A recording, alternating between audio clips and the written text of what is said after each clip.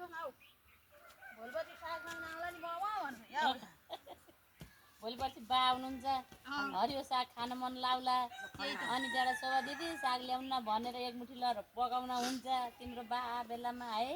हेर्नु न माग्ने मात्रै हो हेर्न काम गर्न कोही आउँदैन नि यसरी यो हाल्न परेछ यी अब मैले गरिदिन्थेँ ऊ नानी कहाँ खान्छन् नत्र मैले गरिदिन्थेँ छिमेकीको यसरी हाल्ने अनि यो पनि यसरी छर्ने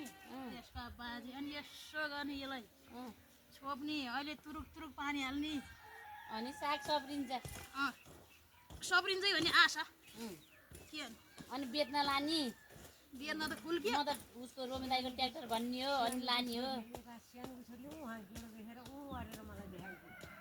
बेच्न त त्यतिकै हो हेर दिदीबहिनी हो खाना चाहिँ पाउँछौ खाना चाहिँ पाउँछौ माग्यो भने त्यही म माग्नु दिन्न नि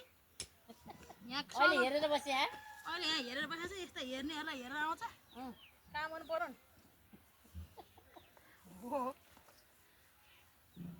भैँसीको मल पनि कस्तो फरेर परेको त हाम्रो त बेसरी हिलो हो भाइ पुरानो हो नि त यो पुरानो हाम्रो त त्यही पुरानो त खोइ त नि त्यस्तै त छ नि हिलो पुरानो हो खाल्टो भित्रबाट झिकेर राख्ने खाल्टो भित्र नि हेर्नु न हाम्रो त घुस्यान मात्रै छ त्यस्तो त अब हिलो छ त्यही पनि छैन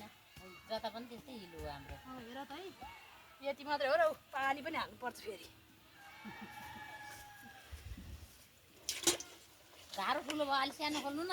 त्यत्रै हो यो धारा ठुलो आउँदैन नि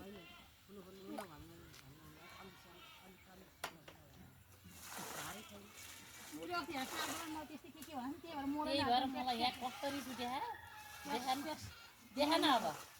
मल नहाल्दै अब अहिले मल हालेको छ देखा न अब साग यहाँ भएपछि कस्तरी मलाई चाहिँ कस्तरी जिस्काखा भन्नु न अब 15-20 दिन पछि चाहिँ अलिक फिर्छ कि